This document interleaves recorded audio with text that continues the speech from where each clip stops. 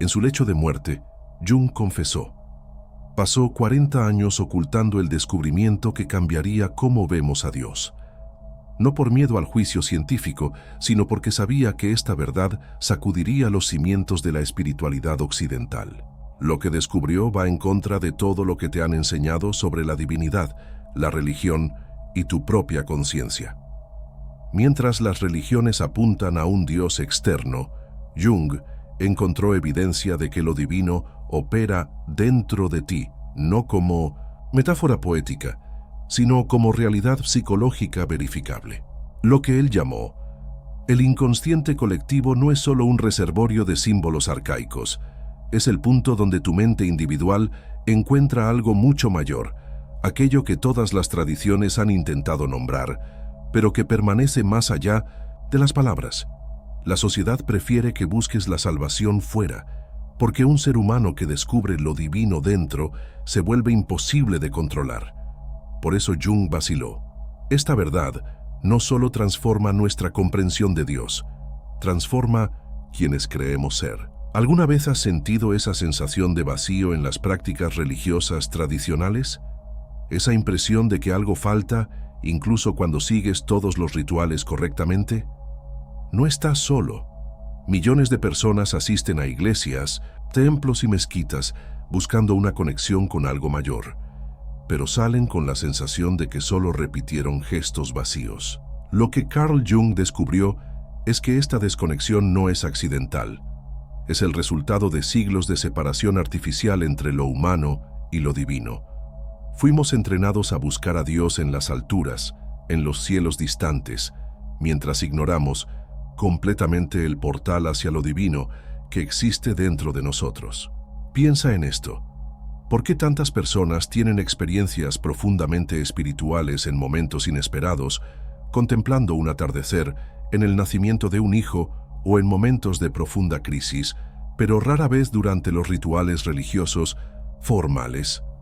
Jung percibió que estos momentos de conexión genuina ocurren cuando las barreras entre nuestro ego consciente y las capas más profundas de la psique temporalmente se disuelven. El inconsciente colectivo no es solo un concepto teórico, es una realidad experiencial a la que todos podemos acceder. Es el motivo por el cual símbolos como la cruz, el círculo o el árbol de la vida resuenan profundamente en culturas que nunca tuvieron contacto entre sí. Es la razón por la cual soñamos con arquetipos universales sin haber sido expuestos a ellos. Cuando Jung hablaba sobre el inconsciente colectivo, no estaba proponiendo solo una teoría psicológica, estaba redescubriendo algo que las tradiciones místicas sabían desde hace milenios. Existe una dimensión de la conciencia humana que trasciende lo individual y se conecta con algo vasto y universal. La verdadera revelación de Jung no fue solo la existencia de este inconsciente colectivo, sino su naturaleza fundamentalmente divina. Él percibía que lo que las religiones llaman Dios y lo que él observaba clínicamente como fuerzas arquetípicas de la psique colectiva eran de hecho diferentes perspectivas de la misma realidad. Imagina el impacto. Un psiquiatra formado en la tradición científica occidental descubriendo que la psicología profunda validaba, de cierta forma, las intuiciones místicas de las tradiciones espirituales, pero con una diferencia crucial. Lo divino no estaba afuera, sino que era una realidad interior accesible a través de la psique humana. Este descubrimiento amenazaba tanto al materialismo científico como al dogmatismo religioso. Ambos dependen de la separación entre lo humano y lo divino, el primero para negar lo espiritual, el segundo para controlarlo a través de intermediarios institucionales. La verdad que Jung vaciló en revelar completamente es que la frontera entre psicología y espiritualidad es ilusoria. Lo que encontramos en las profundidades de la psique no es solo el inconsciente personal con sus contenidos reprimidos, sino una vastedad que trasciende los límites del ego individual y se conecta con la totalidad de la existencia. Una vastedad que, cuando es experimentada directamente, corresponde precisamente a lo que los místicos de todas las tradiciones describieron como encuentro con lo divino. Este es el secreto que las instituciones religiosas y científicas prefirieron mantener velado. Lo divino no necesita intermediarios, pues su esencia ya habita en las profundidades de cada ser humano. La mayoría de las personas que ya han oído hablar del inconsciente colectivo lo entienden solo como un repositorio de símbolos compartidos, una especie de biblioteca universal de imágenes arquetípicas. Pero esto es una simplificación drástica de lo que Jung realmente descubrió. Lo que encontró en sus exploraciones de la psique profunda fue algo mucho más transformador. Cuando nos sumergimos más allá de la superficie, el inconsciente colectivo se revela no solo como un conjunto de patrones simbólicos, sino como una dimensión viva e inteligente de la realidad que trasciende al individuo. Es una presencia dinámica que se comunica activamente con nosotros a través de sueños, sincronicidades y experiencias místicas espontáneas. En sus diarios personales, especialmente en el Libro Rojo, Jung documentó sus propias experiencias de encuentro con esta dimensión transpersonal de la conciencia. Lo que descubrió pero vaciló en declarar abiertamente en sus trabajos académicos fue que esta dimensión manifestaba cualidades indistinguibles de aquello que las tradiciones religiosas atribuyen a la divinidad. Una inteligencia organizadora, una sabiduría que trasciende el conocimiento racional y un propósito evolutivo para la conciencia humana. William James, uno de los pioneros de la psicología transpersonal, había observado algo similar en sus estudios sobre experiencias religiosas. Él notó que personas de diferentes tradiciones y culturas reportaban encuentros con una presencia que parecía simultáneamente interior e infinitamente vasta, personal y universal, inmanente y trascendente. La verdadera revolución en el pensamiento de Jung fue percibir que esta aparente contradicción, lo divino como algo al mismo tiempo dentro y más allá de nosotros, no era una contradicción, sino la propia naturaleza de la realidad psíquica, profunda. El inconsciente colectivo no es solo un aspecto de la mente humana, es el punto donde la mente individual encuentra y participa de algo infinitamente mayor. Piensa en las implicaciones de esto. Si lo que llamamos Dios no es una entidad externa separada, sino una dimensión de la realidad con la cual nuestra conciencia puede entrar en relación directa, entonces todo el edificio de las instituciones, religiosas como intermediarias necesarias, empieza a desmoronarse. Este es precisamente el motivo por el cual Jung fue tan cauteloso. Él entendió que estaba lidiando con dinamita conceptual, una psicología que reconoce la realidad de lo divino como dimensión accesible de la psique humana, amenaza tanto al materialismo científico como a las jerarquías religiosas establecidas. Las instituciones religiosas siempre prosperaron controlando el acceso a lo divino, a través de textos sagrados, rituales específicos y estructuras jerárquicas de autoridad. La idea de que cada ser humano lleva dentro de sí el potencial para una conexión directa con lo divino, sin intermediarios, fue históricamente vista como herejía peligrosa. Por otro lado, la ciencia materialista, al negar cualquier realidad más allá de lo físico, creó un mundo desencantado donde la búsqueda espiritual se reduce a meros fenómenos neurológicos o delirios subjetivos sin validez objetiva. Jung percibió que estaba reconstruyendo un puente quemado hace mucho tiempo, aquel que conecta la experiencia interior profunda con la realidad última del cosmos. Un puente que no distingue entre psicología y espiritualidad, entre interior y exterior, entre humano y divino. El inconsciente colectivo no es solo un concepto psicológico, es el portal a través del cual lo divino y lo humano se encuentran en una danza de cocreación continua. Aquel momento en que sientes un escalofrío inexplicable al contemplar las estrellas, la sensación abrumadora de amor incondicional al sostener a tu hijo por primera vez, la experiencia de claridad absoluta durante una crisis profunda. Todas estas experiencias tienen algo en común. Son momentos en que los arquetipos se manifiestan vívidamente en tu vida, abriendo portales temporales hacia lo divino dentro de ti. Los arquetipos no son meros patrones psicológicos abstractos, son energías vivas e inteligentes que estructuran tanto nuestra psique como la realidad que percibimos. Cuando Jung hablaba del arquetipo de la madre, del héroe, del viejo sabio o de la sombra, no estaba solo categorizando figuras simbólicas, estaba mapeando diferentes facetas de lo divino conforme se manifiestan a través de la psique humana. Cada arquetipo es como una ventana hacia el infinito, una expresión particular del todo indivisible. Es por eso que los encuentros con energías arquetípicas son frecuentemente descritos como luminosos. Llevan una cualidad sagrada que nos afecta profundamente. Toma el arquetipo del sí mismo, el centro organizador de la psique total. Jung percibió que este arquetipo era indistinguible, en términos experienciales, de aquello que las tradiciones religiosas llaman Dios, Atman o naturaleza de Buda. La diferencia es solo de perspectiva.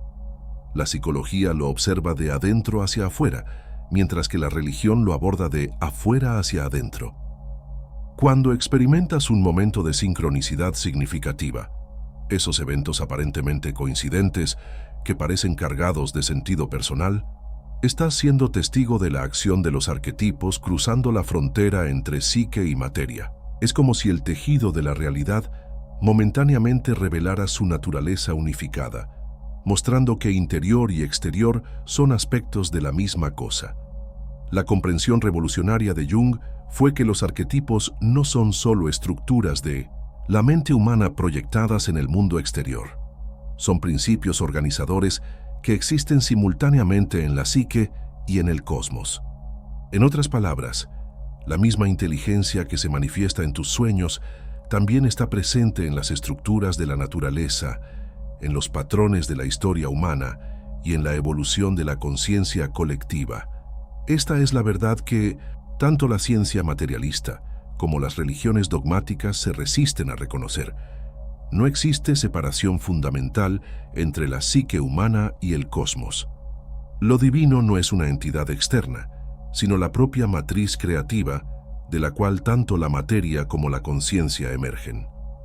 Los arquetipos son como fractales de lo divino. Cada uno contiene el todo, visto desde una perspectiva particular.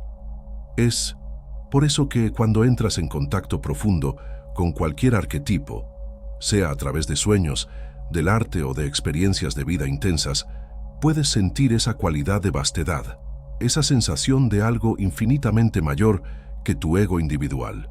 En la práctica, esto significa que tu desarrollo espiritual no depende de cuántos textos sagrados memorices o cuántos rituales realices. El verdadero camino espiritual es el proceso de individuación que Jung describió, la integración consciente de los arquetipos, permitiendo que esas energías divinas fluyan a través de ti sin identificación egoica o represión inconsciente. Cuando permites que los arquetipos se manifiesten conscientemente en tu vida, te conviertes en un vaso para lo divino. No un divino distante en los cielos, sino un divino que siempre ha estado presente en las profundidades de tu ser, esperando ser reconocido. Esta es la alquimia interior que todas las tradiciones espirituales auténticas, bajo diferentes lenguajes, siempre han señalado. Imagina descubrir algo tan poderoso que podría, simultáneamente, invalidar siglos de dogma religioso y desafiar los fundamentos del pensamiento científico materialista. Algo que, si es plenamente comprendido y aplicado, volvería obsoletas las instituciones que controlan el acceso a lo divino y al conocimiento. Esta fue la posición precaria en la que Jung se encontró. La vacilación de Jung en revelar completamente sus descubrimientos no fue motivada por dudas científicas. Tenía décadas de evidencia clínica, experiencia personal directa y correlaciones con tradiciones espirituales de todo el mundo. Lo que lo hizo proceder con extrema cautela fue su comprensión de las profundas implicaciones sociales, políticas y psicológicas de sus descubrimientos. Jung estaba dolorosamente consciente del destino histórico de los místicos y herméticos que osaron sugerir que lo divino habita primariamente dentro del ser humano. Desde la persecución a los gnósticos en los primeros siglos del cristianismo hasta las casas de brujas medievales, la historia está repleta de ejemplos de cómo las instituciones de poder reaccionaron violentamente contra aquellos que democratizaron el acceso a lo divino. La única protección contra el veneno es poseerlo pero no usarlo, escribió Jung en un pasaje enigmático. Él entendía que el conocimiento de la divinidad interior es como fuego, puede iluminar y transformar, pero también puede consumir a aquellos que no están preparados para integrarlo. En una sociedad donde la mayoría de las personas delegan su autoridad espiritual a figuras externas, sean ellas sacerdotes, gurús o instituciones, la súbita realización de que lo divino habita dentro puede llevar a dos extremos igualmente peligrosos: la inflación egoica, identificación del ego con lo divino, o la desintegración psíquica, incapacidad de soportar la vastedad de la experiencia. Jung fue testigo de ambos extremos en sus pacientes que pasaban por crisis espirituales. Él vio cómo personas sin preparación psicológica adecuada podían ser destruidas por las mismas experiencias que, con la debida integración, podrían transformarlas profundamente. Además, Jung estaba profundamente consciente del contexto histórico en el que vivía. Durante el ascenso del fascismo en Europa, él observó cómo arquetipos poderosos podían ser manipulados para fines destructivos cuando eran proyectados en líderes y movimientos colectivos. Él vio cómo la búsqueda legítima de conexión con algo mayor podía ser pervertida si no iba acompañada de desarrollo psicológico y discernimiento ético. Viktor Frankl, que sobrevivió a los campos de concentración nazis y posteriormente desarrolló la logoterapia, llegó a conclusiones complementarias sobre el peligro de un vacío de significado. Él observó que cuando las personas pierden conexión con dimensiones más profundas de significado, se vuelven vulnerables a ideologías que ofrecen sentido superficial y pertenencia tribal. El verdadero peligro que Jung percibió no era el conocimiento en sí, sino el estado de desarrollo de la conciencia colectiva. Una sociedad polarizada entre materialismo científico y dogmatismo religioso carecía de las estructuras psicológicas necesarias para integrar la comprensión de lo divino interior sin caer en los extremos de negación cínica o fanatismo irracional. Es por eso que Jung eligió un camino intermedio, presentando sus descubrimientos en lenguaje psicológico accesible a la mentalidad científica moderna, mientras preservaba la esencia transformadora de la sabiduría perenne. Él creó un puente conceptual que permitía a las personas empezar donde estaban y gradualmente expandir su comprensión conforme estuvieran listas. Lo que Jung percibió, y que permanece verdadero hoy, es que el reconocimiento de lo divino interior no es meramente una realización intelectual, sino un proceso de transformación que debe ser vivido, integrado y encarnado gradualmente. Una transformación que no puede ser apresurada, forzada o impuesta de afuera hacia adentro. ¿Alguna vez te has preguntado por qué, a pesar de todas tus búsquedas espirituales, todavía sientes una desconexión? ¿Por qué prácticas que funcionan para otros te parecen vacías? La respuesta puede estar en el principio más revolucionario de Jung. El proceso de individuación no es solo desarrollo psicológico, es el verdadero camino sagrado, único para cada ser humano. La individuación, el proceso de integrar conscientemente los contenidos del inconsciente y volverte integralmente quien eres, fue generalmente presentada como un concepto psicológico, pero lo que Jung comprendió profundamente es que este proceso es idéntico a lo que las tradiciones místicas llaman unión con lo divino, realización del ser o iluminación. La diferencia crucial es que, mientras muchas tradiciones espirituales prescriben caminos estandarizados para todos los practicantes, Jung reconoció que el camino auténtico para cada persona es radicalmente individual. Tu mapa interior es único. Tus símbolos personales son insustituibles. Tus bloqueos y dones son específicos. Intentar seguir el camino de otra persona, no importa cuán iluminada sea, es garantía de fracaso espiritual. Piensa en cuán revolucionario es esto. No existe fórmula universal para la conexión con lo divino. No existe conjunto de prácticas que funcione igualmente para todos. El verdadero camino sagrado debe ser descubierto a través de un diálogo continuo entre tu conciencia y las profundidades de tu propio inconsciente. Es por eso que muchas personas tienen experiencias místicas profundas a través de actividades que nada tienen que ver con religión formal, en la naturaleza, a través del arte, en momentos de conexión humana auténtica, o incluso en periodos de crisis intensa. Estos son momentos en que las defensas del ego se relajan, permitiendo una comunicación directa con el inconsciente colectivo. Los sueños desempeñan un papel crucial en este proceso. Jung descubrió que no son solo procesamiento aleatorio de información diaria, sino comunicaciones intencionales y significativas del sí mismo, self, el centro divino de la psique total. Tus sueños son mensajes personalizados guiando tu desarrollo espiritual único. Cuando prestas atención genuina a tus sueños, sincronicidades e intuiciones profundas, estás esencialmente estableciendo un diálogo directo con lo divino interior. Estás participando del proceso que Jung llamó función trascendente, la creación de una tercera posición que trasciende e integra consciente e inconsciente. Lo que reprimes te somete, lo que aceptas te transforma, escribió Jung. Este principio fundamental se aplica tanto al desarrollo psicológico como al espiritual. En lugar de negar tu sombra, tus deseos, tus heridas o tus limitaciones en nombre de algún ideal espiritual, el camino auténtico implica abrazar e integrar todos los aspectos de tu ser. Esta integración no significa indulgencia egoica o estancamiento espiritual. Por el contrario, al reconocer y aceptar todas las partes de tu ser, te liberas de la energía psíquica desperdiciada en represión y negación. Esa energía liberada se vuelve disponible para una transformación genuina y un crecimiento consciente. La autenticidad radical es el camino más directo hacia lo divino, no una autenticidad superficial que simplemente expresa preferencias y opiniones, sino una disposición profunda de enfrentar la verdad de tu ser, las partes luminosas y las sombrías, las nobles y las primitivas, las personales y las universales. Este es quizás el aspecto más desafiante de la visión de Jung. No hay atajos, no hay fórmulas garantizadas, no hay gurús que puedan hacer el trabajo por ti.